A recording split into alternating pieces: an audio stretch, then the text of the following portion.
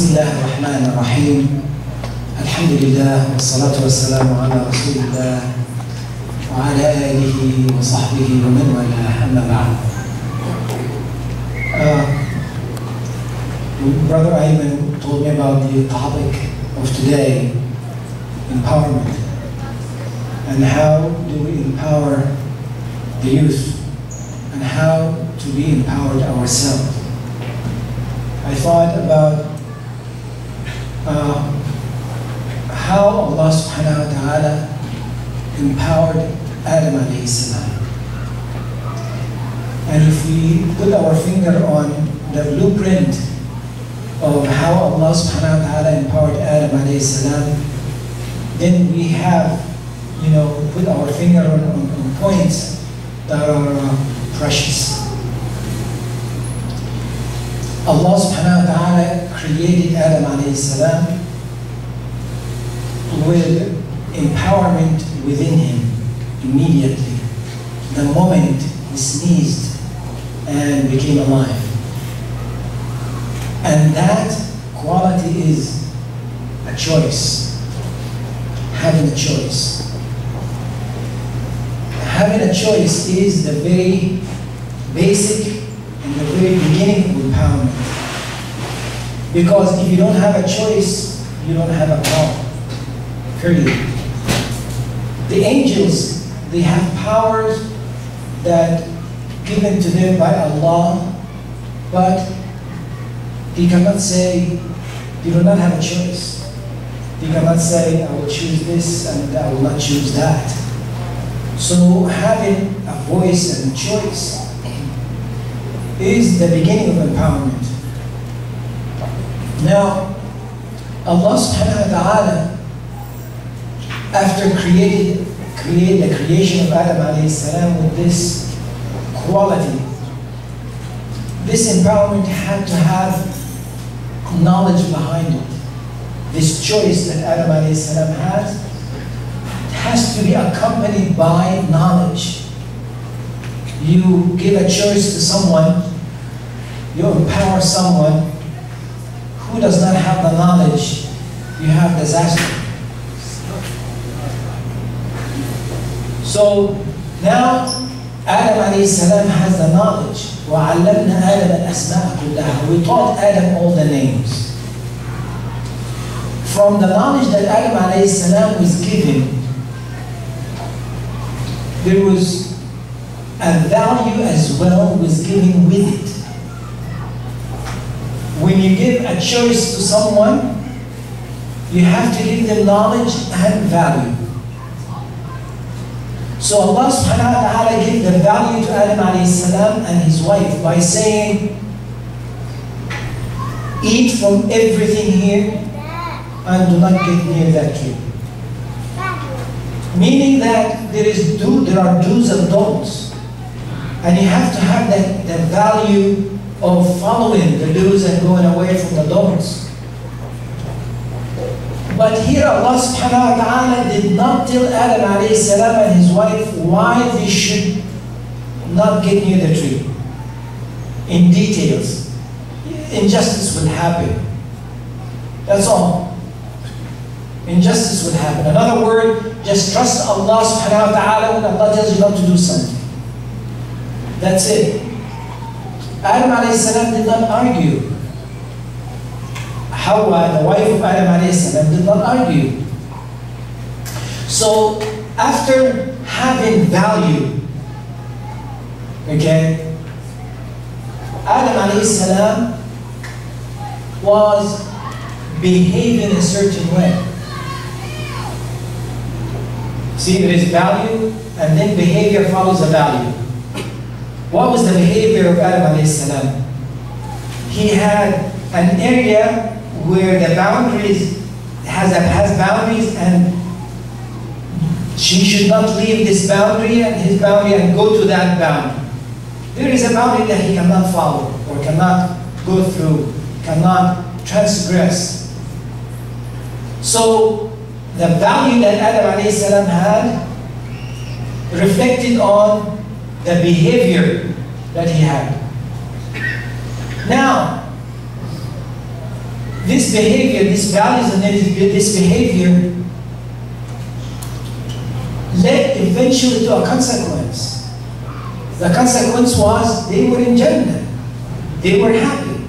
Everything was fine. So here is the principle. The principle after the value and the behavior, there is a principle.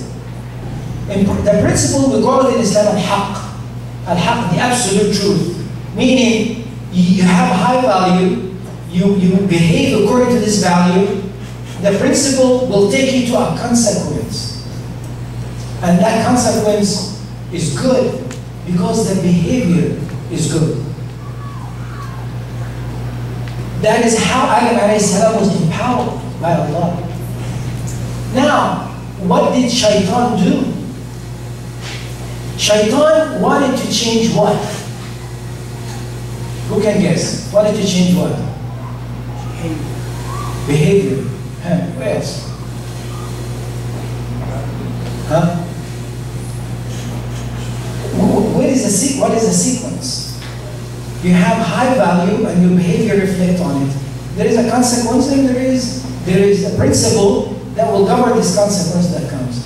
So if you change the value at the beginning, the whole chain will be effective. You change the value, your behavior will change. Now you go into a realm of different principle, which is now you're going to, you did wrong, and what is the consequences? Punishment. So now, how did Shaitan try and succeed in the changing of the behavior of Adam and his wife? Remember what was the behavior? The value that affected the behavior. It is sami'na wa ata'na. We heard and we obeyed. We're not going to argue anything. Whatever we say, Allah is fine. But Shaitan, when he came to them, he actually reminded them with the law. You would think that Shaitan, when he wants to do something bad, he will let you forget about the law so you commit the sin. No, he did the opposite. He went and reminded them with the law by saying, Adam and his wife, do you know why Allah told you not to eat from the tree? You understand? So what did that do to the mental state of Adam alayhi salam? If Adam alayhi salam would entertain to answer this with anything but sami'na wa ata'na, it changes value. Do you understand the point? If Adam alayhi salam, as soon as he heard, why? Shaitan said, do you know why Allah told you not to eat the tree? If Adam alayhi salam said, yeah, why? That's it, the value is gone. That's it, the value is gone. Because he should not entertain that thought, period. What he should think about is what? Of course it's because sami'na wa ata'na, what you're talking about, done. So as soon as Adam alayhi salam start entertaining this by saying, why? Then that was the fault now. So saying, this is the tree living forever, the tree that's going to give you abundance. So now, the behavior, once the value changed, the behavior changed. Because now the behavior is curiosity to go to there. And he got there. So the consequence, the principle now is al-haq. You do bad, you're going to be paying penalty. So the consequence is what? You're out of Jannah. So we do not suffocate our children and our youth. We give them a choice. But we will be creating a monster if we do not give them a choice with education and with a high value to carry. And when that is presented to them, their behavior will be according to this. And the principle, the haqq that will be carried will be so high, and the consequence will be great. And give them the tool of how to combat Shaitan. It is basically سمعنا وأطعنا. Don't argue. We hear and we obey. Rasulullah sallallahu alayhi wa sallam, he put it in one word, one sentence. I was sent to mankind to be and present the best of behaviors, the best of manners. What does that mean? It means the best of value. You have the best of manners, that means you carry the best of value. Once you carry the best of value, the best of manners, now the haqq that was this is so high, and the consequence is good for all mankind. For all mankind. So we have this role model, Muhammad sallallahu alayhi wa sallam, to show us this equation in reality in life. So this we can talk about this a lot. We can talk and exchange, talk about this and reflect on it. But it is the blueprint that Allah subhanahu wa ta'ala created Adam with. And it is the blueprint that if we seek any other blueprint, we go and reach nothing but bad consequences. وصلى الله على سيدنا محمد وعلى اله وصحبه اجمعين والحمد لله رب العالمين.